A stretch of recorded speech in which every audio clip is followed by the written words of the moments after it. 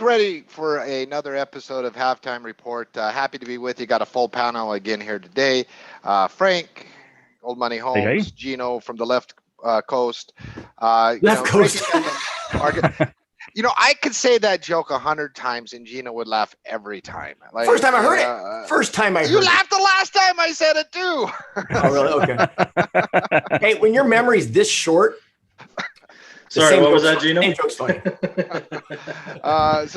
Happy to be with you today. I break down the markets on, it's been a weird week in the markets, and I was talking to Matt, saying, hey, Matt, I got a lot of stuff to do. I got this trading lab. I got all kinds of stuff. Could you please come off vacation? He'll be back next week, right? So he was planning on doing that anyways, but it's been a weird week. But when I was talking to Matt, we were talking, or like, listen, when we look back 3 months from now at this little period in the market, we're probably going to just look back and then be like, summer, right? We see this in summer all the time in one variation or another. Frank, you talk about this all the time. And pleasantries. Frank, how are you doing? Doing well. Always a pleasure to be here. Excited to see where this goes without Matt and Tim trying to keep me under control. No, listen, I'm not going to try to keep you under control. I know you're not. I appreciate that. So, release the hounds. but Frank, you've been saying for the last month, and you used the term, I believe, summer chop, right? Yep. Don't be surprised if we see summer chop. And so it's, you've been around markets for a long time. You've used that phrase. So does price action this week surprise you at all? And why had you been talking about summer chop coming into this? Yeah. I mean, it's just a historical thing, right? Historically speaking, the market does chop in the summertime. Odds are, at least from, using historical data, that's the most likely outcome any summer, until it's not any longer. And so it's not very surprising when the market chops in the summer. You go back and forth, There's movement. It's a little tougher for directional trades. I will be the first to admit that. And I have those expectations going into that month. Doesn't surprise me at all. I think in some ways, with the strength of the market, being at the very top with the Apples and Microsofts, in some ways it's kind of lulled me into, maybe this is going to be, a hotter summer. But, when you look at the internals, and Gino and I were talking a little earlier in the pre-show, it is kind of just summer chop. At least that's what it looks like to me. And so on a positive note, we get through earnings. And I tell everybody all the time, if you're ever going to take a break from trading, if you need some you time, I do it. I kind of check out. And Mark knows this. When it's July earnings, I become very hard to get a hold of.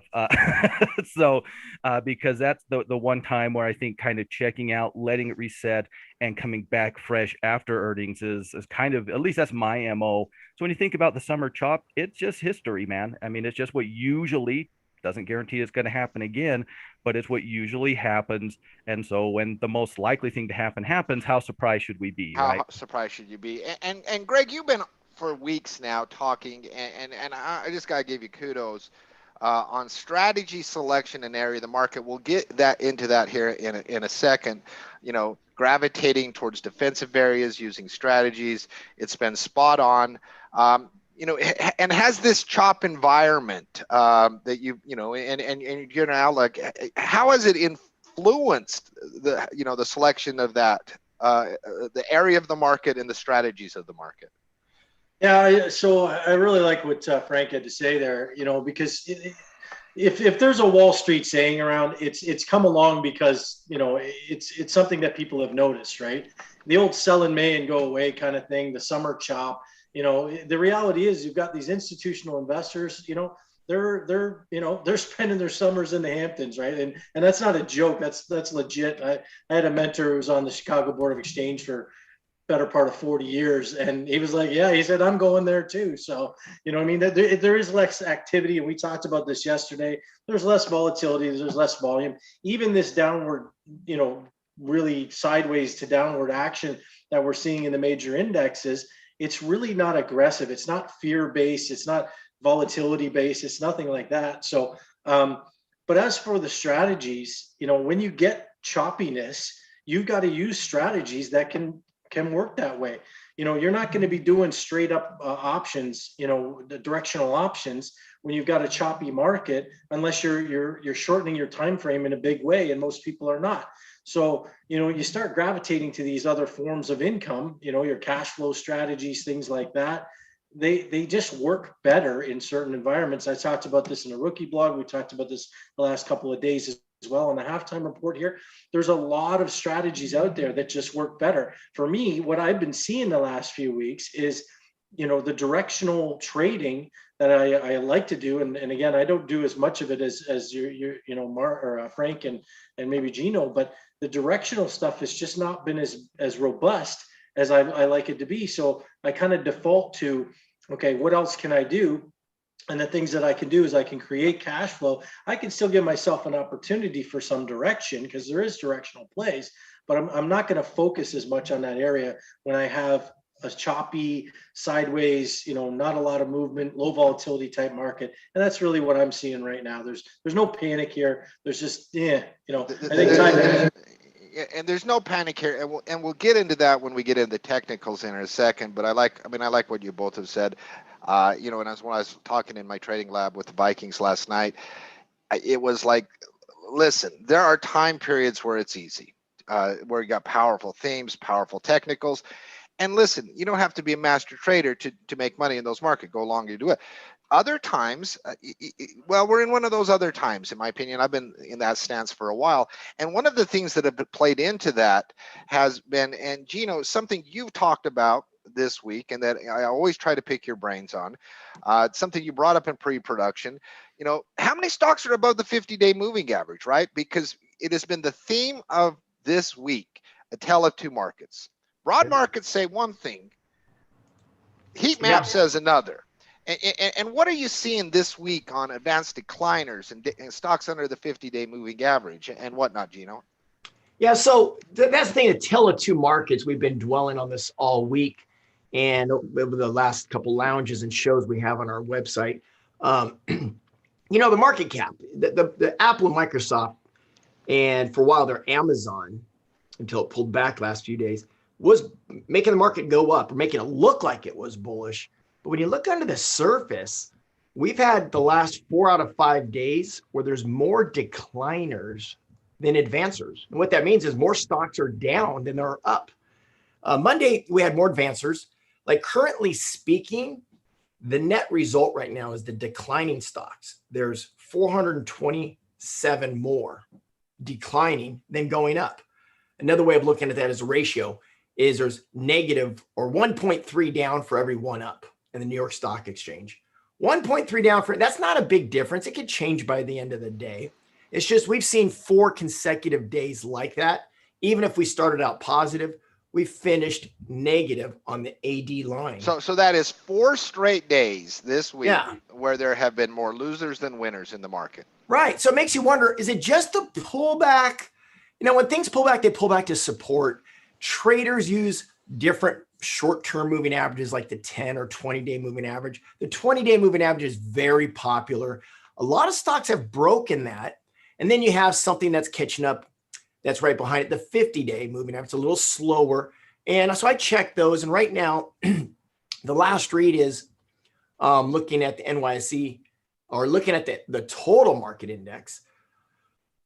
There is, and this is issues on the New York Stock Exchange, Nasdaq, and Amex. If you add them all together, which is like 8,500 stocks or whatever, there's 3,250 above the 50. That's 3,250 above, but there's 5,000 below. That's 60% of the stocks we track are below the 50-day moving average. And when you look at the next one down, the 200-day moving average, long-term, 65% are still above that. So what I see is the mass of the stocks, the majority, are somewhere between the 50 and 200, which really isn't that bullish. You want the majority well above the 50. So it's a slow bullish market. And like I noticed Greg said, I'm not seeing as many trade opportunities because we're losing that trend strength. It's just not as strong as we want. We want it above the 20, not above the 50, and definitely not below it.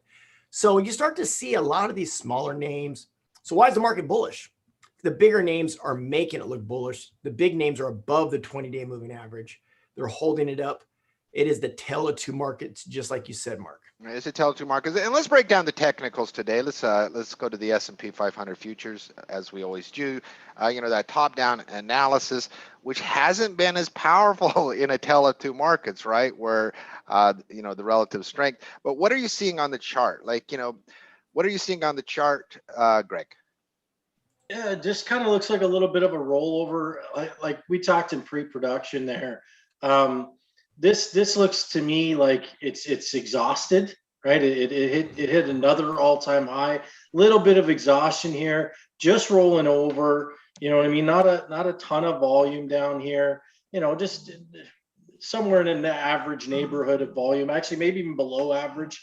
Basically, if we look back here at all these big peaks here, a little bit below average volume. So nothing too terrible from a bearish perspective, but it looks to be just kind of rolling over. Right now, it's hanging. The futures here are hanging on to that 9 pretty solidly. So no levels. It's not like levels are being broken every day and things like that. It's just Tyler described it yesterday just to a T. It's meh. There's really not a lot going on, but it appears when you look at it from a longer perspective that it's rolling over there, and that's really what I see. No reason to panic here. Just choppiness, kind of. Nothing really happening. Right? I just don't know any other way to describe it, really. Yeah. No. And there isn't panic, right? There is preference. And one of the things you've done good, because where the real stories are being told are in industries and sectors. And so let's go to consumer staples, something that you have been all over in your strategy selection, right? When you have a fearful market, everything goes down. We haven't seen any evidence of that. We have seen preference. We've seen sell-offs in certain areas. We've seen a lot of, value areas and things that have had a really good year. A lot of profit taking going on, right? A lot of I'm belling, not a lot of buying. But we're not seeing that, and you've been all over staples. Talk about staples, because this has been a home run for you, both in the selection and the strategies you've used around it. Yeah, so really what I'm seeing, so if we looked back 2-3 weeks, we saw a rotation, maybe even a month ago, we saw a rotation out of value and into the tech stocks. And if we go look at the XLK, you can actually see that this thing had a crazy run up. That's where folks were focused. Well, now we're seeing that profit taking. We're seeing that change, perhaps that change, and it's going into more defensive sectors. If we look at the healthcare, it's doing well. If we look at staples, which we talked about, it's doing well. If we look at real estate, it's doing well. Even utilities, which is always lagging. All of these sectors are doing pretty well. So it feels like without that panic, when we see panic in the major markets, we see these big red ugly candles when it fires down. That hasn't been the case here. What we're seeing, as far as I'm concerned, is at least the start of a rotation into these more defensive value type areas. And for me, XLP was one I identified, I want to say a week or two ago anyway, back here when it started to make this turn, you could have made the case that it's, got some reversal characteristics here, found a nice support level, started working its way higher. Now it's above all those moving averages, had a couple of breakout a couple of days ago, tried to break out the previous day to that. So this week it's been really good. I've been talking all week about, trade masters and halftime yesterday, just the value stocks. When I was looking, what was Smuckers, what I mean? Got a nice little breakout yesterday on Smuckers from an ascending triangle setup. This is your classic staple setup, right? And we're seeing a lot of this in the market right now, whereas we're not seeing those, explosive, tech type stocks doing as well. So just that turn has made me kind of say, okay, well, I've got to start looking at this market a little bit differently. And that's where, these kinds of stocks, the staples, the utilities, these kinds of things, these are not going to blow your doors off. You're not going to get these massive, crazy moves that you typically will see in a tech sector or communications or something of that nature. So when I see this kind of movement, it says to me, okay, what strategies can I use to play this? And, for me, I love diagonals. I started doing diagonals about a month ago. just because I started to see this change, and they're working perfectly because I get that beautiful balance between theta and delta. And in these types of stocks, these types of areas, you're just getting that, you're getting that in spades. So really, I think that's the way to kind of look at this. Cash flowing, even, like even if you're not looking for any direction at all, these things have been cash flowing well as well. We talked about things like Coca-Cola's going nuts. Pepsi had great earnings the other day. They're still, look at this thing. This thing's a juggernaut. Hey, Greg, could you do me a favor? Sure. Could you freaking get this stock to pull back for me? I don't know, man. I honestly thought it would after the first couple of days, but I want some Pepsi. I love the dividend analysis you did the other day. I love the market reaction. I love the sentiment. And of course, I'm like, all right, I'm going to wait for a pullback, right? And of course, this market never does what I want. I'm surprised I ever make money because it never does what I want. Give me a pullback here, please. You're seeing some slowing momentum, though. So if that makes you a little even remotely happy, the candles are getting just slightly smaller, kind of got a doji looking thing today. I'd put yourself an alert right around that 150, 151 area if I were you, Mark, because I think we're going to see that again. I know I want some Pepsi when the first thing I did is check Disney. We'll talk Disney here in a little bit. And the second thing I did was talk Pepsi, look at Pepsi. So, Frank, it's all these staples that seem to be getting the influx of cash, and I think that's something we could take advantage of. So. And that's how trends form, right? And that's how, I want some Pepsi. I didn't want some Pepsi a month ago. I want some Pepsi now, right? I'm a Coke drinker. Frank, you do a lot of scanning for us at Tackle Trading. You do a lot of breaking down technicals. I know in our weekly scouting report that we have this week, you're bringing chart after chart after chart. In fact, we have Frank's charts on Friday. So you do all kinds of scanning, find us all kinds of goodies. Where are you finding those? I mean, where are the prevalence of charts right now? Well, it's earnings season, so there's not a ton if you adhere to the general rule that we do here at Tackle, that 2 weeks before earnings, right? That's kind of our official line in the sand. And so that immediately limits your options, right? That just is what it is. But a couple of places that did stand out to me, healthcare, there are some very interesting things in that healthcare space. It was very much a lot in a lot of places. There were a lot of things. One thing that stood out to me, especially with kind of where the Dow is there are a lot of industrials that aren't necessarily bad, but not good. So, I was looking at industrials because I actually really like, I looked at XLI and the Dow Jones as potential breakout areas, going into the not too distant future. And I was a little surprised that I didn't find more things that I was like, oh, I like that, but I have to disqualify it for earnings. I was finding things in the healthcare space. I do think it's going to present an opportunity in the tech space. It's just not there yet, to my eyes. It really was a very mixed bag as I was going through everything. As I'm trying to think about what area did I find the most, setups in. I don't think really there was one. I found a couple financials, I found a couple communications, I found, a couple industrials and a few healthcare. I do like the healthcare. That might be the one. I find that interesting, Frank, because another thing, when we've talked about this, and I've talked about this with students in the last few days, the lack of fear. I mean, if you were finding setups in every area of the market, maybe not prevalent, right?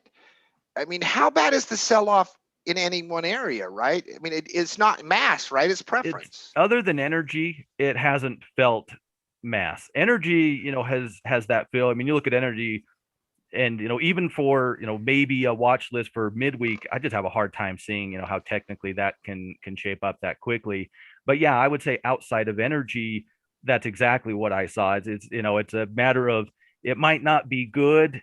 And I don't think a lot of them do look good, but I wouldn't be so bold to say a lot of them look bearish, right? It's that gross chart where the best thing you can do is say, man, this is messy. I don't know what to make of it, and admit that to yourself and move on. So, because otherwise you try to bully yourself in based on your bias. Well, I think industrial is going to break out, so here comes my bias, right? Well, it doesn't look great, but right, and I don't want to play that game. I'm not very good at that game. Yeah. Interesting. Let's just go over check out the other. Let's go to the rut real quick, Greg.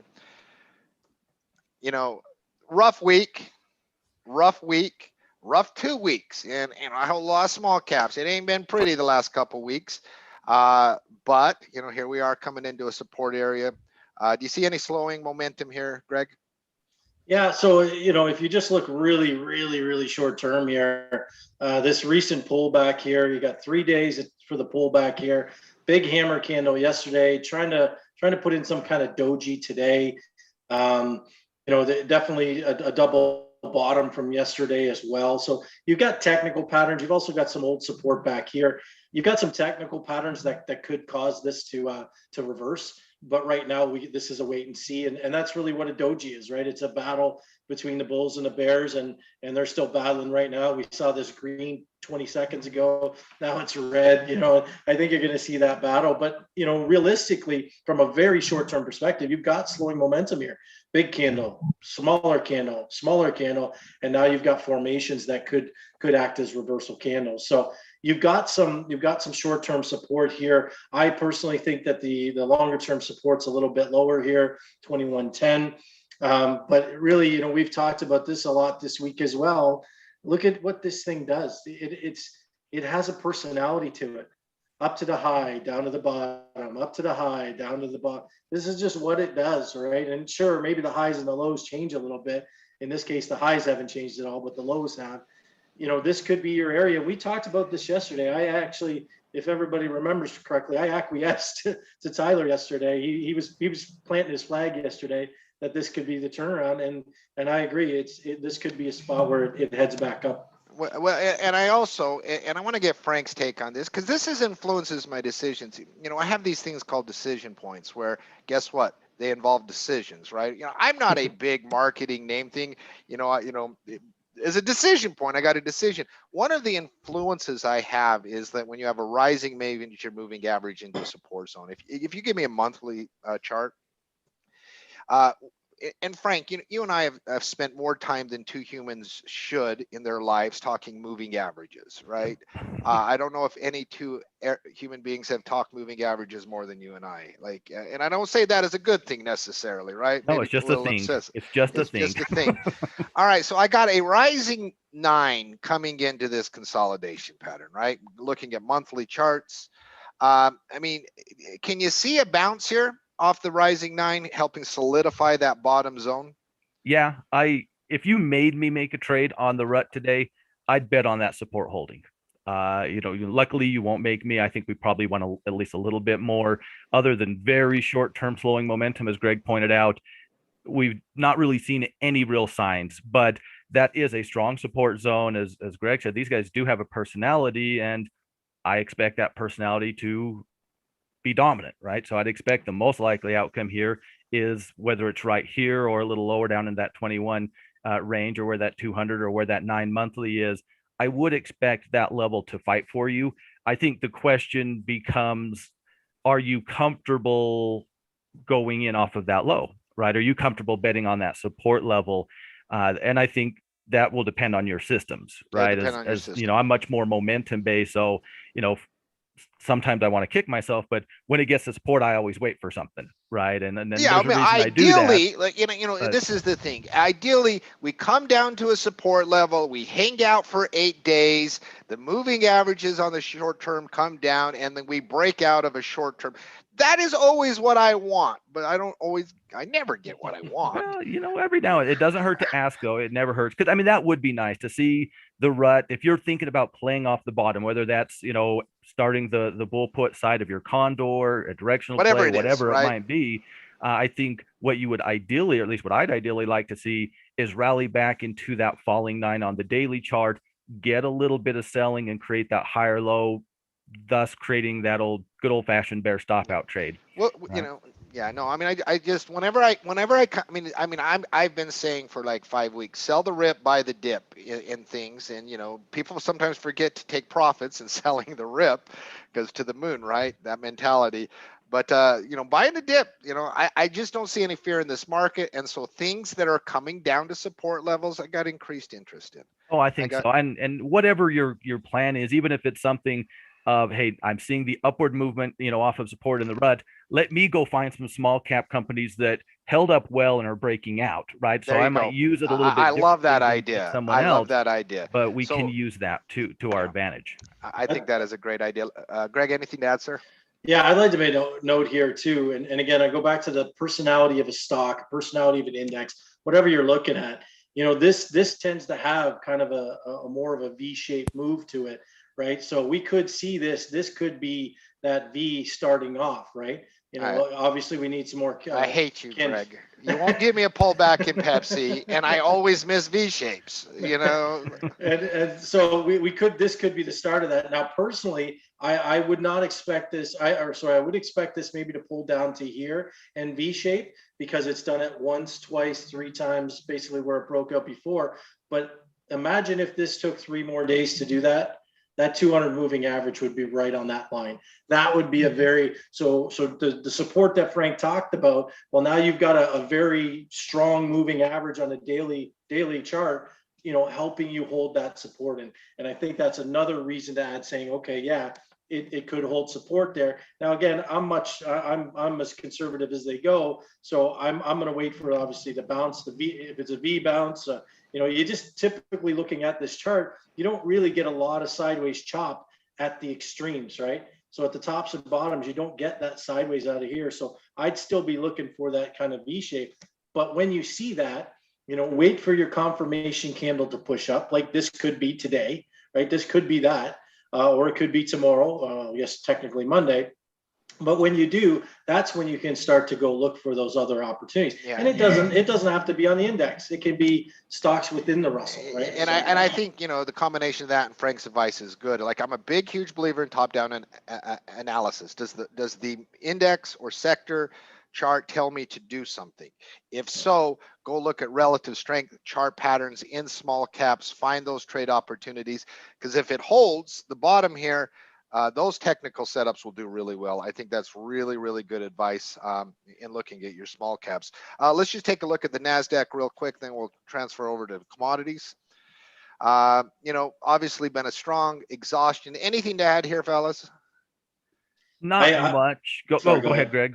Yeah, there's really nothing. Again, so this is looking to me a lot like the S&P 500. It's just curling over. It's not getting crushed. It's just curling over. It's hanging on to that 9. I could actually see a pull back to the 20-year, which would not only be the 20 moving average, but be a level of resistance back here. So I could see another couple of days down here, but I could also see a higher pivot low here, right? You know what I mean? Like, this could just be, okay, we had a nice run. Now we need to chill out for a little bit, go to the beach, and then, hey, let's get back to work, and on we go. So again, there's just no panic here, but it would not surprise me at all to see it get back to the 20 MA. No, and just to add a little bit to that, we still got some day left, so we'll have to see where we go. But as it is right now, this is the first maybe real threat that we're going to close below that 9. And we've been living above it for several weeks. While it's just a very little thing. And could we go, because, Greg said something that I'm a huge believer in: know your stock's personality. The last time we had a little extended run above the 9 was in early April. And it wasn't extended at this. Let's go to April. Yeah, there we go. Right there. It wasn't as extended, and we did not have the rotation theme we had, but we had a little extended run over the 9 and then traded sauce, and then we broke support, right? Mm-hmm. Because you usually, when you break the 9, and correct me if I'm wrong, Frank, when you break the 9, it doesn't mean you just go straight down. It can oftentimes lead to chop. Absolutely. I mean, that's the first step to potentially losing that momentum, right? As long as we're living above that 9, it's all good. We're really, really hot. And just because we broke the 9 doesn't mean we're going to lose the momentum, but it is the first step towards losing it, at least in the shorter term, where you do get into some chop, you do get some deeper pullbacks, you get some, when I say deeper, not necessarily that deep, but maybe into the 20 or thereabout. So I always do recognize it. When something's been living above the 9 for multiple weeks and it gives that out, I always will ding it. Maybe that's always just a me thing. It's not, I'm not calling the top or anything like that, but I will ding when you break that 9, because that is that is a momentum shifter for me, at least. you know, I mean, you see this pattern from day trading all the time. Like it will be above the 5-minute 9 and then trade sideways before a little correction. You see it all the time on 5-minute charts, day charts. The algos are the same. They don't care the time frame. Let's go over to, you know, I just add right real quick, Mark. So as it looks right now, assuming that this is roughly speaking what the close looks like, the open next week is going to be really important. If we don't recapture that momentum very, very quickly, I would expect that we, you know, get a little bit more pullback, you know, and as you look at in the tech space, you know, semiconductors aren't looking all that great. They kind of had some failures of support zones this week, and that could, of course, drag it down. You know, we all know the Nasdaq, right? It's a lot easier to be cooking when the semis are cooking with you. So, you know, I would keep an eye on the semis and how they respond, and see if we turn this. It's not a textbook flag, but if we hold today and see some upward movement, it would be kind of an ugly looking flag. Maybe any more than that, I think we probably should mentally prepare at least for a little bit of a deeper pullback in the Nasdaq and in XLK in particular. Yeah, I agree 100%. Let's transfer to commodities. You weren't here the other day, Frank, but Jim Cramer called the top in oil. He said, "I'm calling the top." You know, that's pretty close Cramer impersonation. I'm calling the top. You know, outlandish. Which, listen, calling tops and bottoms is risky business. But we already know, and we've been talking. And 3 weeks ago in commodities report, I said, listen, when you run up 3-4 weeks, expect some sideways chop here, because once again, the personality of the trading instrument and commodities, that happens. You're coming against a resistance level. So we're seeing it move down. But we're seeing relative underperformance compared to crude and XLE, where those charts are really, really ugly. Yeah. Let's stick with crude. Let's stick with crude real quick. I want to get Frank's take on the technicals. Where do you see a level of support? Is it here when it's pulling back to the 50? I mean, what from a technical perspective could you see support to give another run up to try at that resistance level? Where I would be brave enough to want to take advantage of it, I don't know. It would not be the 50, at least not the 50 as we are currently situated, right? If we consolidate on the 50 for 2 weeks and break, I'll probably feel a little bit different. But right now, we failed at a known resistance zone, right? Everybody and their dog called the 70 to 75 It wasn't trade, a hard right? one to call. That was the trade. Now we all have to use our brains, and that hurts a little bit. We failed. We had the pullback. You had folks say, hey, let's take another run, right? Legitimately took another run, buying into that pullback, smacked again. This time we've broke support. We've now technically made a lower low here, and technically made a lower high, right, off of that failure of resistance. And so anything that's going to happen, when the chart looks like this, the immediate thing I do is put it on. The only thing I could trade from a bullish point of view on this right now would be the breakout up top. That's the only thing that I could personally trade according to my own rules as it is right now. Now, if we see some bottoming patterns there at the 50, that does stand out as a place. While it's not interesting to me, it's a really tight range though, right? It's not like you got this deep pullback.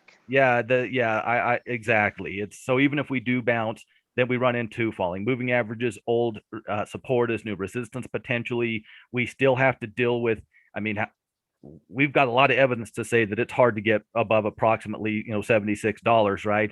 And so every trade that we're making is with that in the back of our head from a targeting point of view, from a risk to reward point of view. So for me, these guys would almost, to get me really interested on a sell, would almost have to pull back into the 65 range and then double bottom, bear stop out, break back above the 50. Yep. It's really hard for me to project a trade that I would be interested in from a technical point of view on this chart with that failure at resistance, that lower of support.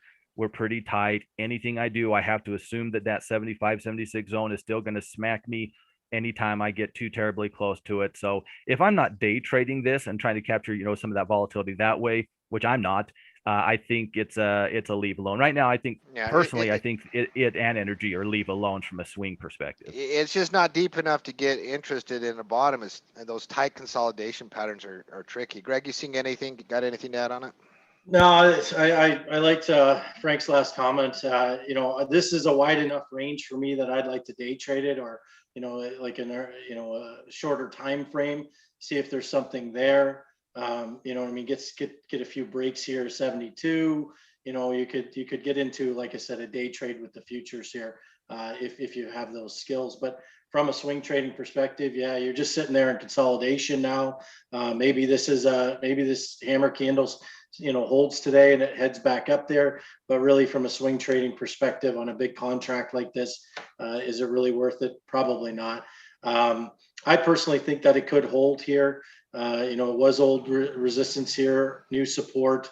Could hold here, could get a little bit more chop, but I think the best trade is that break above 77 there. There's really no other choice really. Now, the one thing that I will mention is that the 50 here, we've been above the 50 since basically end of April there, right? Little break here before it took off again. So could it get down here and do that same thing again before it takes off? Absolutely. But really, yeah, I think you can only play this very short term or wait for the break for a longer run. All right, let's go to gold real quick. Some relative strength in gold recently. Had a telling candle a few weeks ago to me when you could have broke down, the intraday price. This chart doesn't tell the story. Morning interday price breakdown, it looked like it immediately popped up, and we've seen strength on it ever since. Relative strength here, but I mean, it's gold and you got these resistance levels fighting through. Frank, help me make sense of this chart. I mean, you pretty much sum it up. I mean, because there were some good reversal patterns, right? That failed breakdown day, bouncing back, that breaking of resistance, recapturing the 9, flipping the 9 from down to up, breaking back above the 20, establishing the 9 as support. So there's a lot of very positive things from a technical point of view. The negative is there are a lot of layers. And we talked about this, the last couple of weeks when I was on Fridays, is because I liked the bottom. But when you're thinking about at least how it moves, it's just one after another. You have a great Wednesday. Well, congratulations. You get to fight the 200 now and get slapped, right? And so it's why I always just personally go heavy cash flow, because yes, maybe it breaks through it all in record time, right? And just sure, and hopefully it does, right? But you got to bet. You got to bet on what's most likely to happen all the time, right? Exactly. And so we need a little. It's been really nice development, I think. And I think, as we kind of get through that 1850-ish range, we clear out of a lot of stuff. We, get the 50, get the 200, get the weekly 50. We clear up just a little bit, right? So there's some room after this fight if we're interested in. It's just, I think you nail it, with something like gold with so many layers on top of it when you're coming in at the bottom, while in hindsight, you woulda, coulda, shoulda, right? I do think the right approach is to build into a cash flow, into a cash flow position like you've been doing, Mark, on gold, where, hey, if it just runs up, I mean, I'm not going to, you'll complain about it, but I won't listen to it. I'm like, hey, you made easy money. Don't complain to me, right? And I think that's where we are with gold. It'll be interesting to see, how we develop in the very near future, because we've got that rising 9 propping us up as support. We've got those, that 200 and that 50 sandwich sitting right on top of us at resistance. That could it might force the issue in the very near future, one of those breaking one way or the other. All right, let's go to Bitcoin. I've been waiting to get your take on this. Oh, before we go, I did want to mention this though. I really like this chart of the weekly chart. We got this, it took its real bad beat down here. Reversal characteristics, worked its way higher, got smacked down, right? Now we're putting in a higher low, right? It's working its way back up. Nothing ever goes straight up and goes straight down. But I do like the development, especially from a weekly pattern.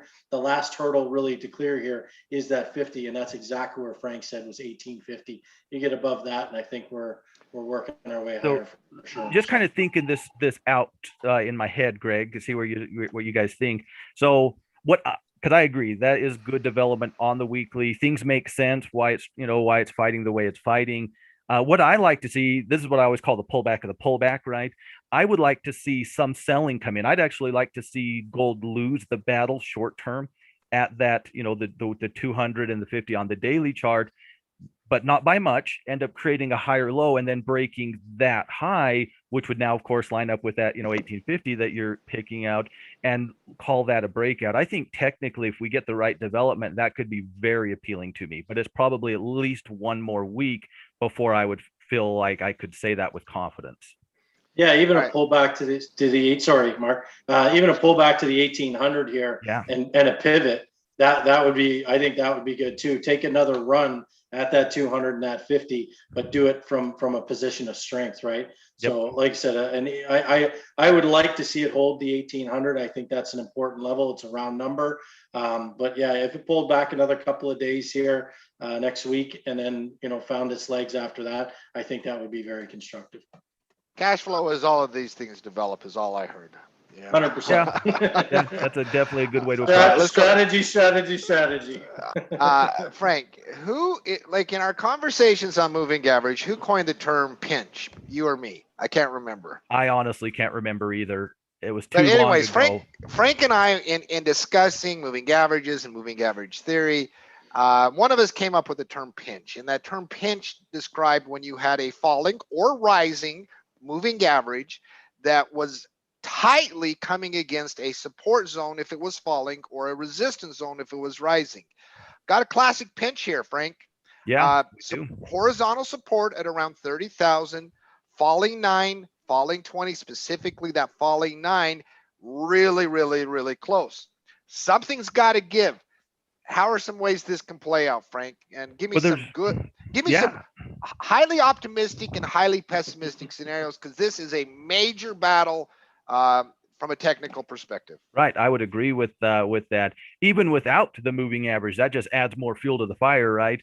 Because that's a big support level. Folks are betting on it. And the idea is, well, the support holds, we don't have much to lose, right? Throw our stop right below it, and we can go back up to 50 to 60, whatever it is. On the other side of it, if it holds, there's some good times. So two real ways, right? And this is going to force an issue in the relatively near future. It still has a little bit of time, but it is running out of that time. So let's talk about the bull signal first, right? If we hold support, we've had the 9 falling down for a very long time, right? We've been below that 9. If we hold the support zone and break back above that 9, we're going to recapture that for the first time. I will always say that is a bullish signal, whether it's a tradable signal or not. That will depend on a lot of other factors. But anytime something breaks back above the 9, that's always going to be a positive in the check mark department. So we will have a triple, quadruple, whatever, how many pulls you want to throw on the bottom, with the close above the 9 EMA, good strong support level, and at least a good strong start. Now, just like gold, and probably even worse in some regards, there's a million things above it, right? And so that becomes really the only real interesting. If this is something I really want to get my hands on, that could be something I'm looking for. If it's just a typical trade, yeah, probably not interested in that spot. But we break the 9, we come back to the 200, we pull back to the rising 9 and break back above it. Maybe we could talk a little bit. I don't know. I think right now the trade still is above 40K. But to get to that, we've got to get back above that 9 and have the support hold, right? So there's the upside, the bull argument. On the bear argument, very, very simple. It's breaks that support level. We can see with our own eyes that everybody's buying there. Right, that doesn't take any special skill. Yeah, we give me a longer time frame, Greg, like maybe a year chart, or 2 years. Give me something where I can see the fact that we don't have any support levels. Where's support? Greg, tell me. Come on, you're the Bitcoin expert of tackle trading. Oh yeah, for sure. That's me. Well, where's support? Where could it catch? Maybe 26. No, nobody's gonna care about that. Probably 24. No, nobody's gonna care about that either. And 20. You got nothing of significance. Can we all agree of that? Exactly. So wherever it goes, there's a big empty space, right? Like in these situations, and I honestly believe that when you get clear air, which is a term I use to describe a lack of support or resistance, price can move really quick. There's nothing to hold it up until people actually say, I gotta buy at those prices. Yeah, and stuff where develops, people just real buyers come in, because, and listen, I'm hoping once again this means probably Bitcoin's at 50,000 because I never get what I want. I hope it does. Yeah, that's how it goes. I think with this pattern, I think the more likely outcome is that you do ultimately break to the downside. I think just with this pattern, not specifically an opinion on Bitcoin, but just from a pattern point of view, I think the odds are probably better that you ultimately do break down. That's, if this is just a random chart and I'm thinking, this could be this is probably worth following as a breakdown candidate. All right, let's get to Frank's charts. One of my favorite. I love the special segments we do. They give me so many trade ideas, whether it's Greg's yesterday or Tyler's Jedi options, Luke Skywalker of tackle trading, or Emily's. I just love this segment. I love the charts. I got 5 for you to give me some rapid fire on, but let's see what you got first. I like stealing other people's charts. Some of them are ugly. I need help. Yeah. Listen, I like ugly charts, so I can just steer clear of them. And most of the things that I'll bring up here, hopefully all of them, but I did do my preliminary earnings check. If they have earnings next week, I just don't feel like you have time. And while kind of the official tackle trading mantra is 14 days, I'm not going to lie. If it's 13 days and I like the setup and I don't feel like that's going to push me against the clock, I'm okay with that for my watch list. But if everything should always double check earnings, right? Just it's easy to remember that in earnings season. But I think there's enough time, at least potentially, for swing trades leading into the earnings announcement on these characters that I'm looking at. And I think I want to start with Abby V, Mark. I think that's who I want to start with here today. I've really liked the development. These guys are right on that 14-day official level of they could fit, but give it one more day and they can't fit. What I like about Abby V here is we talked about healthcare. We took a quick peek at that XLV chart. Healthcare's definitely held up well. It feels like Greg said, it kind of feels like it's playing into the current theme a little bit of the market. We've stalled, we've consolidated at a known resistance level, right? This becomes very easy. A little bit of a high-ish base developed at a known resistance level. This isn't the all-time high for Abby V. We have an all-time, we kissed, back in 18 at around 126 approximately. But we do have a nice little window from the break to that approximately 126 resistance level. And with only a couple weeks till earnings, I'm probably not going to try to see if we make it that far. I'm probably not going to try to see if we can win that fight. I'll just probably run out of time, because one thing that I will note on any trade right now, I don't really have the luxury, if its earnings are in the next 2 weeks, of sitting through much of a pullback, right? So going to be quicker to move stops and things of that nature, because I don't have the luxury. I'm usually cool to sit through a pullback if technically nothing breaks, but during this little stretch, not cool at all. So just a textbook little breakout, kind of kissed that 9, trying to push into that here today, 125, 126. As a resistance level, got the sector kind of working in its favor. Should have risk to reward fairly solid, depending on exactly how you like to set up stop losses and whatnot. But definitely a little breakout candidate I think is worth keeping an eye on going into the upcoming week. Greg, did I sell you? Yeah, well, these guys are a dividend payer, right? You see all the green at the bottom. That green translates to money to me. So yeah, I'd have no issue. I'd have no issue taking this and turning it into a position trade or even a longer term hold. So well, that's understandable. You sold me on the breakout pretty easily, because technically I couldn't agree more. And then fundamentally, I don't mind the stock either. So Mark, thoughts? Anything I'm missing? Anything that stands out? He's already out buying it. The only thing that once again, it's a short-term trade, and there's a historical resistance level a little bit overhead, but it's enough a way to make risk-reward work. So again, absolutely, yeah. And so it would be, just, hey, basically we break, see if we can get a quick pop, maybe not all the way to that quick pop, short-term trade. Once again, scale out quickly. All of the stuff that you should know how to do as a trader. Exactly. But very, very straightforward, very much to the point. A little bit of a different look here, if no one has anything to add. And this is one where the price is interesting, need just a little bit of development, but that is Etsy, ETSY. So Etsy had that nice, long developing rounding bottom, right?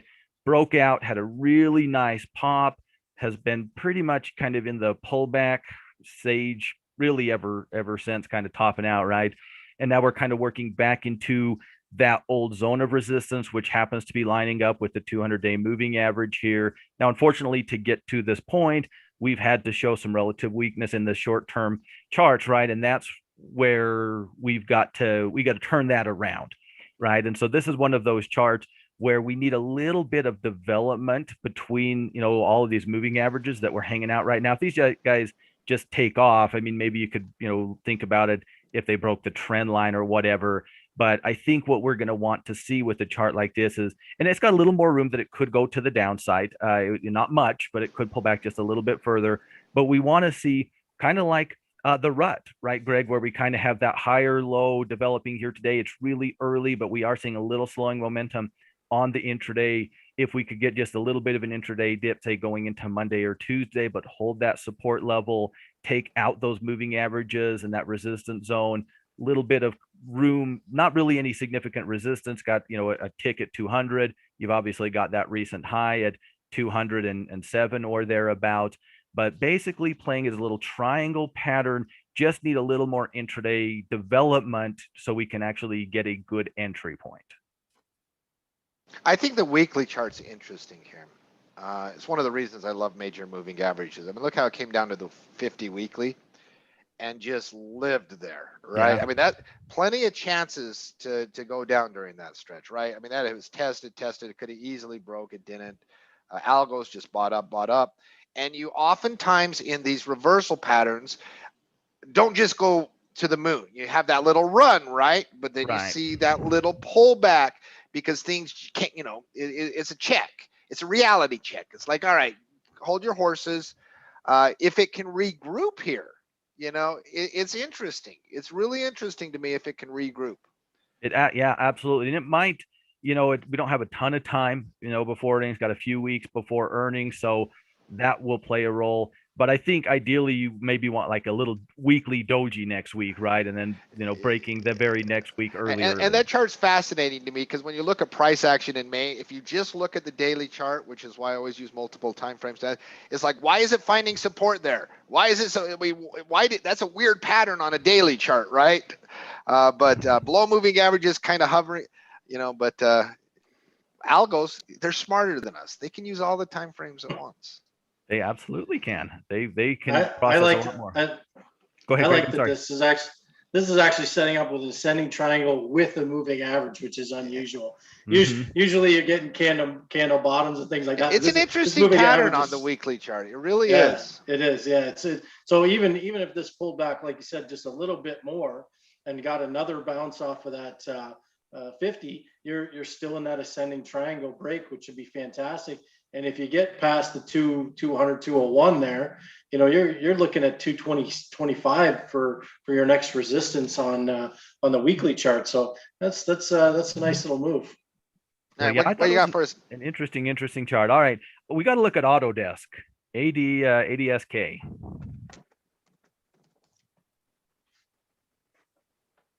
So Autodesk, we talked about this a few weeks back when it had that big triangle that developed, right? And Matt and I always debate how you play triangle breaks. He's notoriously hates them, right? And I understand why, because it's very difficult to know where you should put your stop loss, right? Even if you believe we broke out of that, and that would have been at the end of June there, you break out of it. Fine, that's a good signal, Matt. Everyone's going to call that a bullish signal, but is it a great entry? Where do you put your stop loss, right? And so Matt is I don't want to speak too much for Matty, but I know him well enough to know that he likes the next trade after the break of that triangle. And that's what we're getting here developing, in my opinion, on Autodesk right now. So we have our break, we get that big pop, right? And if you just think about it psychologically, makes sense. Bears went in at the trend line, because that had been working for him like 6 times in a row, right? that trend line breaks out, they start covering short. Aggressive bulls who just want to come in as soon as we break that trend line, they jump in. But then it becomes, let's see what everybody else thinks, right? And now with Autodesk, what I really like here is we've established a very consistent trading range at an old resistance level and a big round number at $300, but we've been able to hold support, hold well above that breakout point in that descending trend line. I really like these guys as a breakout candidate, with only one real caveat. They need to hold this low at around 290 that they've been holding. If they pull back further, it could be a different trade, but would definitely be a different trade, right? I do think you can look to buy these triangle breaks if they pull back to that trend line, but that's a different trade altogether. These guys are closer to the breakout price, right? Whether they're closer to breaking out or not, only time will tell. But I would like to see them hold that 290 support level and ultimately break. I'd love to see them actually hold about where they're at right now and break this, early in mid next week and create that little higher low on the daily chart. But just a continuation of this breakout, because with this pattern, when Autodesk broke out of that triangle, first target, perfect sense at 300. Would anyone disagree with that? With it being an old pivot that we've tested a couple of times, a big old number. I don't think anyone would disagree with that, right?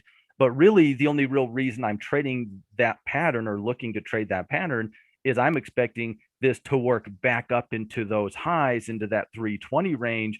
There is a little bit, around 315 or so, but we have a fairly clear path, barring one weird gappy wiki candle into that old high at approximately 320. So risk to reward should be very appealing if I can get that breakout. So I'm a big fan of the way we've developed over the past couple of weeks coming out of that symmetrical triangle. Have I sold anybody other than myself? Because I know I sold myself. Aaron, let me give my thoughts, and then we'll get Greg's. Go to the monthly chart. I think the monthly chart is very constructive, and it's something I was talking about the rut. When you have a little bit of chop and consolidation, a rising 9 into that consolidation can help fortify price. Mm-hmm. And that's exactly what we saw happen on Autodesk. Had a nice little run, right? And then chopped, was ugly, was volatile, was all over the place. And then came down to that rising 9 on the monthly, and it held and it held and it held, and it helped create that price stability. And, once price stability is formed, go look at Apple right now. Let's go look at Apple on the chart as well. And it's one of the things that, I'm talking a lot more moving averages. Same thing on Apple, right? Price trades sideways. The 9 holds. The 9 is constructive, and eventually you can get a lift off. One thing's going to happen is, it's like on Bitcoin. Either it's going to break or it's going to hold and you're going to get a leg up. And so going back to Autodesk, I think the monthly chart is very constructive in helping provide that stability. And now if you can just get a catalyst, if you can get a little umph, it's all there. It checks the boxes for me. Greg? You see anything else, Greg? Yeah. No, I love these ascending triangles. I always have. It's just a question of when.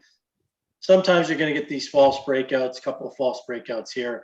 But when this pops, when these things go, they usually go. Right. Right. So, I like the fact that the moving averages are coming closer together with this. You've essentially got a little high base here that it's been building. So these moving averages are coming together. Instead of being flat like this is now, this is actually running in the right direction. They're all running in the right direction. And so that's something I look for all the time. And, I could see some strength coming up to that top, and 1, 2, 3, 4 times, maybe 5th time's the charm. And if it is, I would say that 320 is an easy target to pick. And that's a nice $20 move on a $6 ATR stock. So 3 to 1 there easily. I think it works out pretty well. I just like the way everything's kind of setting up here. It's held some, obviously the longer term moving average. Then you start looking at the weekly, start looking at the monthly, and it looks good there too. So I love the trade. And you've got a little bit of time between now and earnings, right, not till the end of August. So I think it's an area that needs to be definitely paid attention to if it can get its way back up to that 300. So nice. Well, I talked myself into it. I didn't think you were going to talk me out of it, but you talked me into it even more. So a little bit of a different look, and it's a little bit of a flaggy based, not textbook flag, but definitely a flaggy based on EW, Edward Life Sciences. We're going to be up against it on earnings again. These guys are the 20 whatever 2 Thursdays from now is, not next Thursday, but the Thursday after. I think that's the 29th. Yep. Is when these guys are going. Been very strong. They had that nice breakout. And when they had that breakout, back, in June, the way I target it was at a 108 target. And so it pulling back in that general ballpark made sense technically to me. Again, healthcare did stand out a little bit to me from a sector perspective going into, late this week, early next week. Little bit of upward movement, very simple type of a trade when with a flag-based pattern like this, and again up against it on earnings. I'm only going to, it's really going to need to get going very early next week, preferably on Monday, and pretty easy. I think with an entry would just be basically above today's high as it's constituted, because I think we're right there on the door of coming through that intraday downward trend. I want to be pretty tight with the stop loss. That would lead to either today's low or yesterday's low, depending on, risk to reward and all of that fun stuff. Don't have time for a super aggressive target, but expect very easily, or you're not even thinking about trading it, being able to work back to resistance. And if we get this pattern development early, that means we held that 9. We've still got that momentum. So into that, 110 to maybe, and just maybe a little over an ATR above that recent high puts us, just a little bit above 110. So not a home run trade, little momentum based flag type of a play. Got to keep earnings in mind. Need upward movement sooner rather than later. It doesn't actually have to happen on Monday, but it does kind of need to happen before like Wednesday, probably, or by Wednesday. I know this is not a Mark trade, so I'm not even going to ask Mark. This is not his cup of tea, but thoughts, Greg? Yeah, I like the flag patterns. I just don't think there's been enough movement down or up for this one.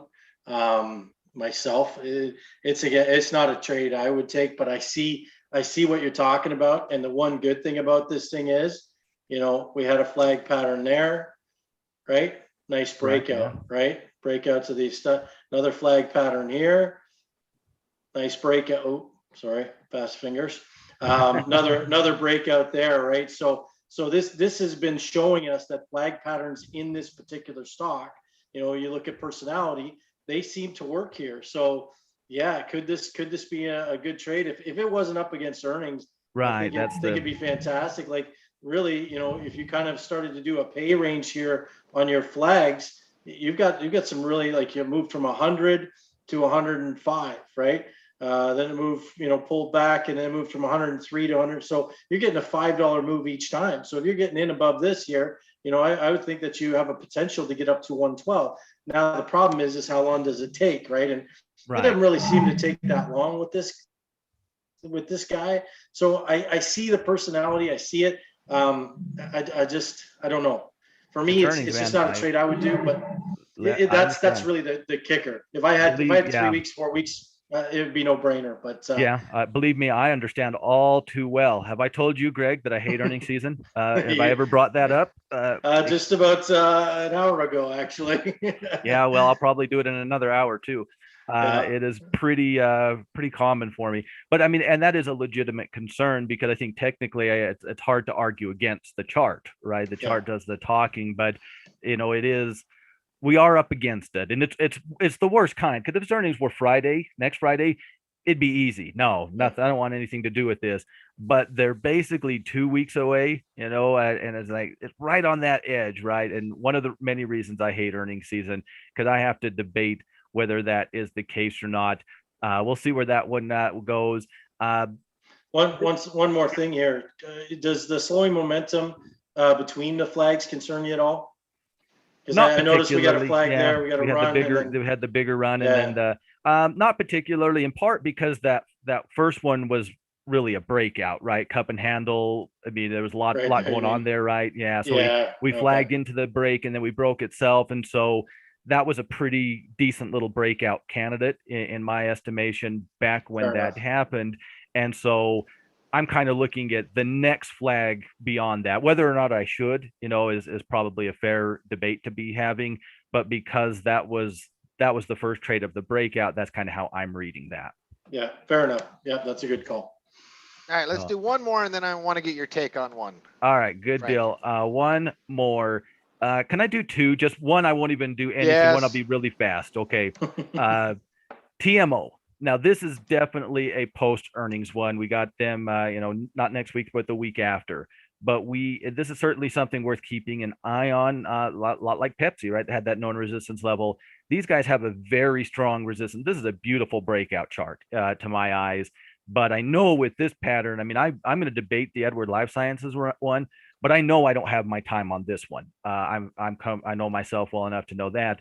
But a very clean breakout, as you can kind of see. A lot of good resistance levels. We're working into resistance as it is right now. I don't think you're going to have time to play the breakout, and I hope we don't break out before earnings. But if we can get a breakout with earnings, I mean, that is a long sideways range, right, Mark? And we all, I think all of us as coaches at least, like when stocks are in these long-term ranges and ultimately break out. In this particular case, another chart, we don't need to go to it, another chart where the rising 9 monthly comes into the range, acts as a support when it comes down. Exactly. So definitely one I think is worth keeping an eye on in your watch list as we go through those earnings. That would be a big break. And maybe it's the trade after the earnings, because maybe we gap through it and, Pepsi it up, right, and have to let something new develop. But maybe not. Maybe resistance pushes us down and we just have a good old-fashioned breakout on earnings. And maybe earnings are terrible and we don't have to think about it for another little while. So I think that's a watch list worthy one. The one I wanted to talk about, and then we'll look at yours, Mark, is Adobe, ADBE. Little bit of a high base springboard 9 pattern, have held up relative to the sector, to the index. I like that about them quite a bit. They've maintained quite a bit of order, very clean high base type of pattern. So easy entry, easy stop options, whether it's today's low, the bottom of, the little base, weight down a little bit lower, going back, I guess, probably into the 8th or so. Just a little, nothing crazy here. High base breakout on Adobe, particularly if we see folks aggressively come back into the Nasdaq. And how surprising would that really be? That has been where most of the momentum has been. Whether or not that's where it continues to be, that's really the question, right, going forward. But just a high base, easy trade, good risk to reward, nothing fancy on this Adobe. Any thoughts, Mark? I mean, this is, I'm always out, and whenever something's ran this much this fast, I'm not a momentum. That was my only concern there. Has it gone too far?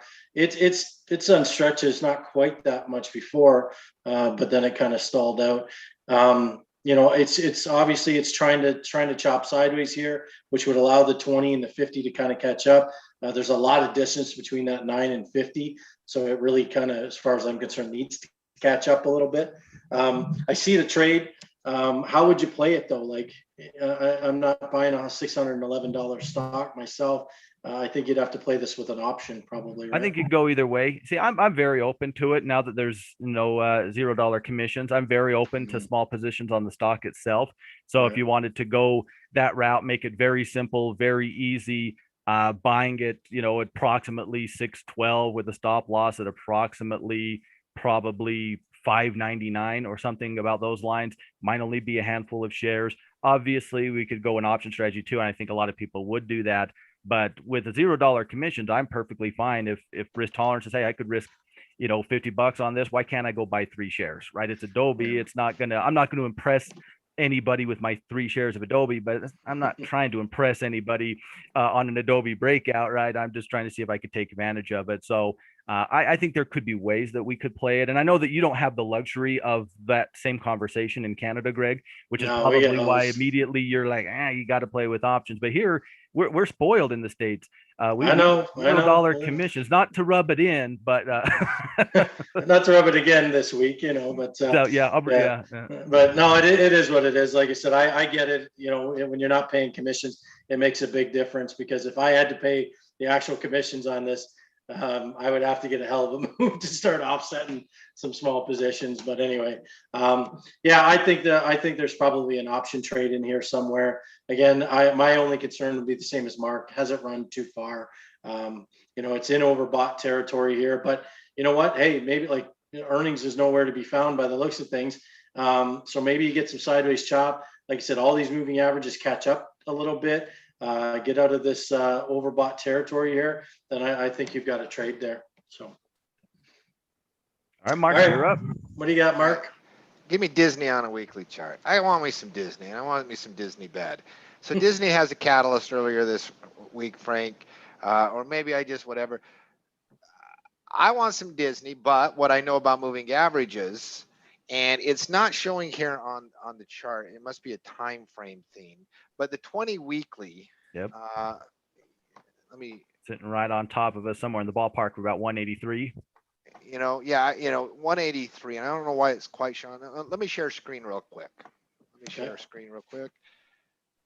So Disney is like, so on moving averages, there I got a known moving average that hasn't been tested in a long time, right? So that's going to prevent me on the first week at least.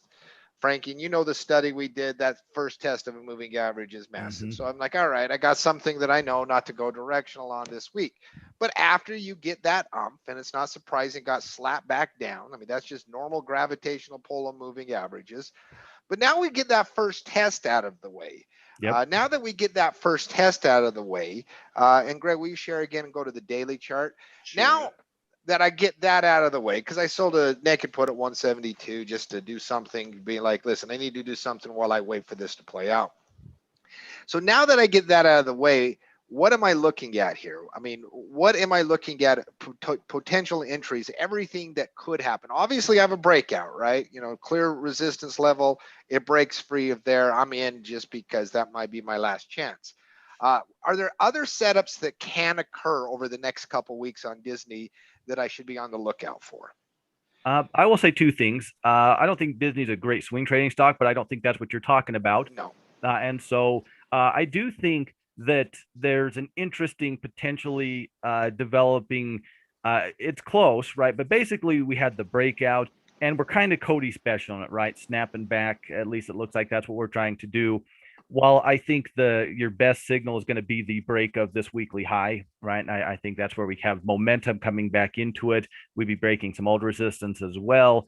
I do think, if I'm thinking about adding some Disney or trying to work my way in, if we get some slowing momentum, and we'll probably need to keep an eye on that hourly chart for that mark. And right now, on today's candle, I don't think there's a strong reason to believe that, but it's just a day, right? It's just a daily candle. If we can hold this breakout point, we'll call it 178, 179, about where we're at, right? We had a little more room to the downside. I'd call it a zone. If we can see some shifting intraday characteristics, and if I'm wanting to add this to my portfolio, right? If I'm trying to swing trade, I just know I've swing traded Disney before with not a lot of great success. I tend to shy away from them because, again, of that personality.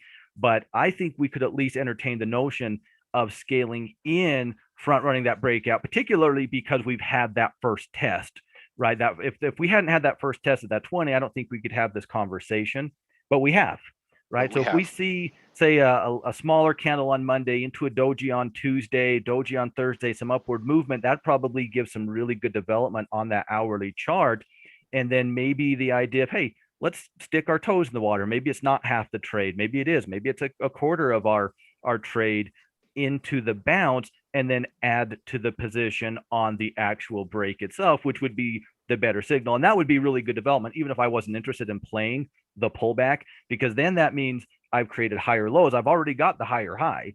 I've got the higher lows. The next higher high, which would be the breakout of that top there, would just be a continuation of the newly developing trend, right? And so I think that would be the development that I'm looking for. However I wanted to play it or not play it, I guess that'd be up to the individual. But that development would be something that I would want to see if I'm interested in these guys from an entry perspective.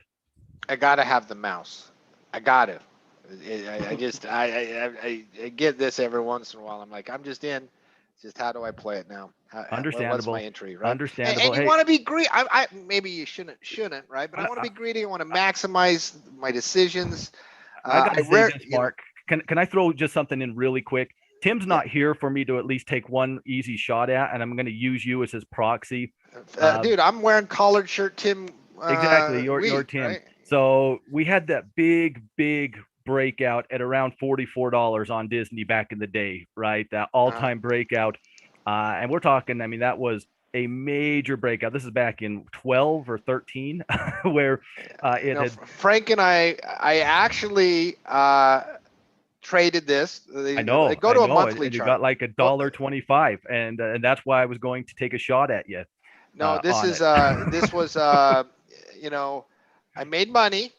Money, and it was a multi-decade breakout. Going back into the 90s at that 44. Like it was a multi-decade breakout, and it went up, and then I got stopped out, and then it just didn't stop for years.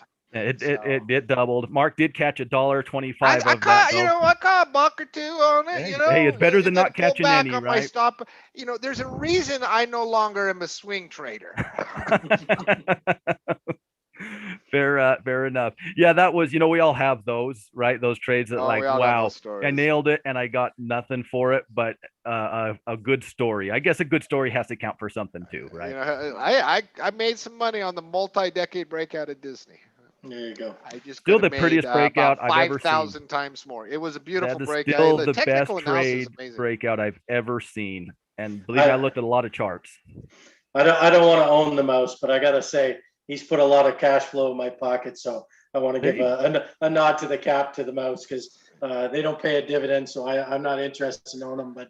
But cash flow wise, this thing's been a juggernaut for me for years. So I'm very, very happy about that. So. All right. Thank you, Frank, for Frank's charts. We always love Frank's charts. Yeah, it's a pleasure. I got one to look at from K-Debs in the chat. Been with us for a while. Wants to take a quick peek at Facebook. Facebook's going to be fairly easy analysis, I think, because we've lost momentum on Facebook. Right, we much like XLC and the sector as a whole was really cooking. We worked into that breakout pattern, right? We were thinking about maybe knocking that thing out as early as this week, right? On Tuesday, working back into that resistance. We have pushed back down. Now we're below those averages. Now we've lost the 9. We've broken below the 20. Not great, but not necessarily the end of the world. But when you add to the fact that we've got earnings in like the middle of not next week, but the week after next, we really have virtually no time at all. So I think this would go into the watch list category. Just don't have time and don't have the pattern.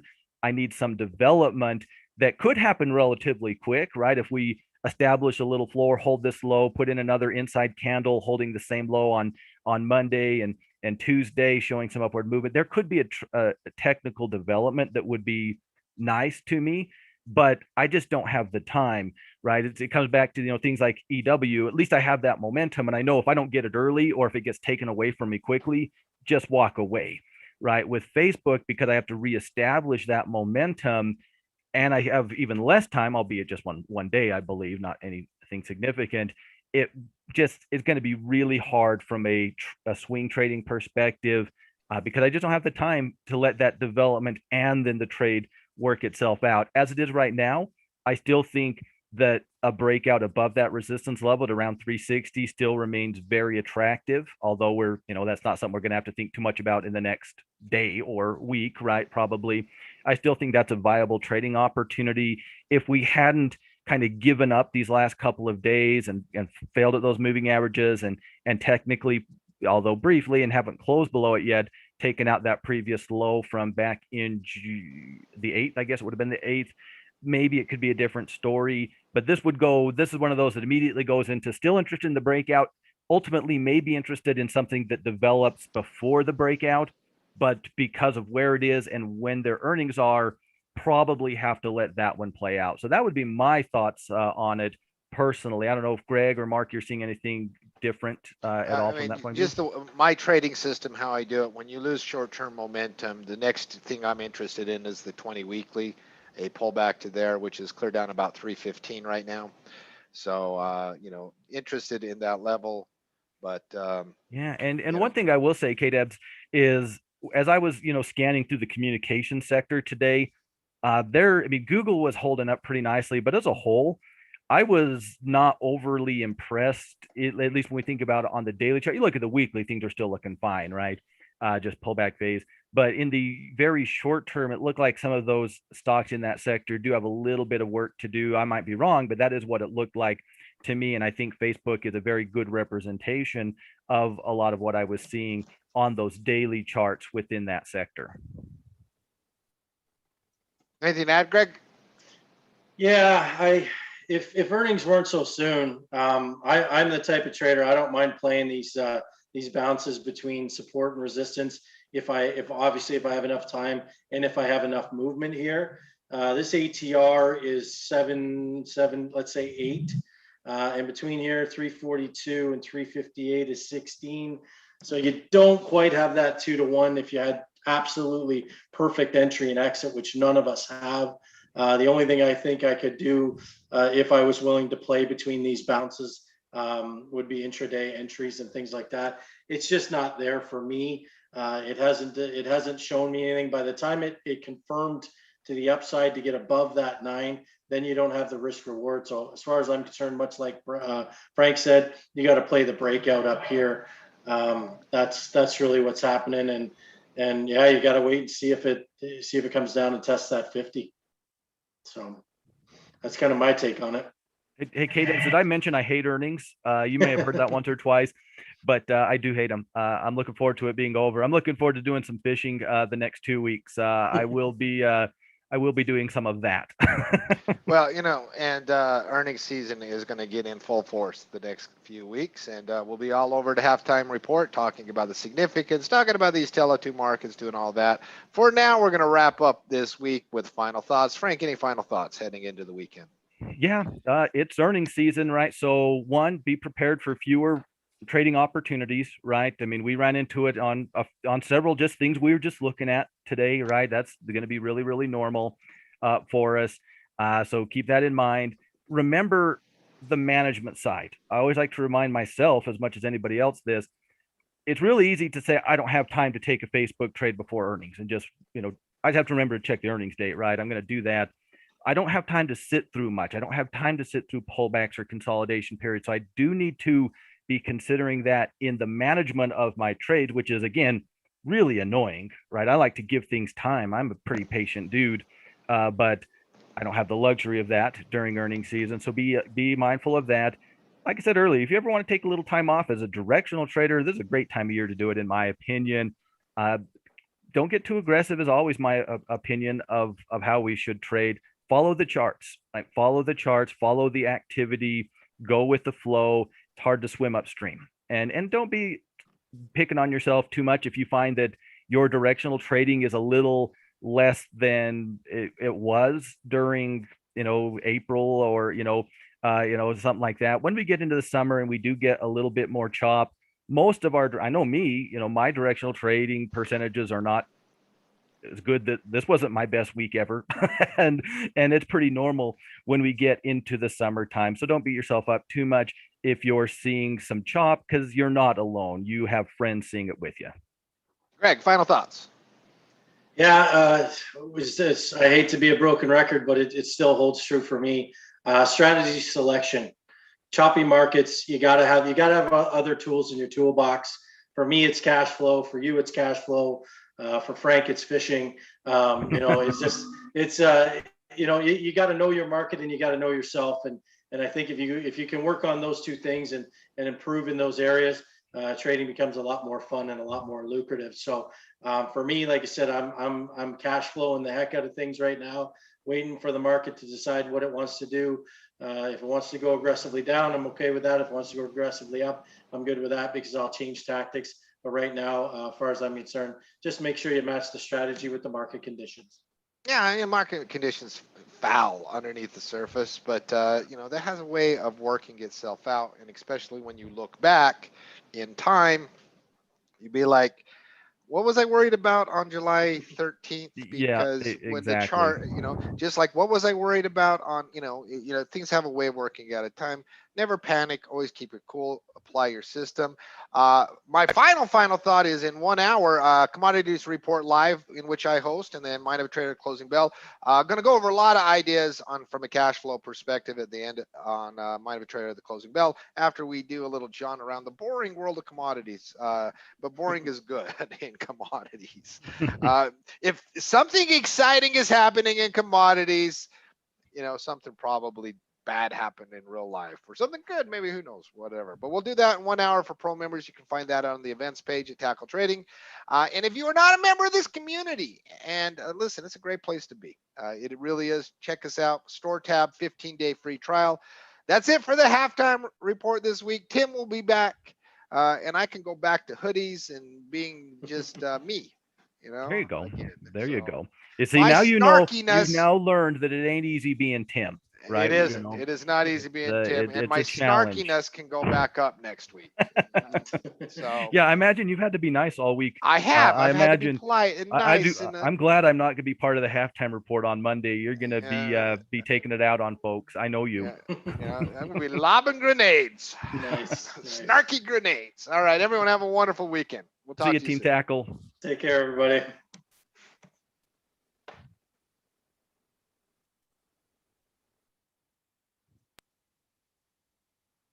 And always the awkward moments of silence as we wait for Tanyan to take us off YouTube. And we're still there. And we're still there.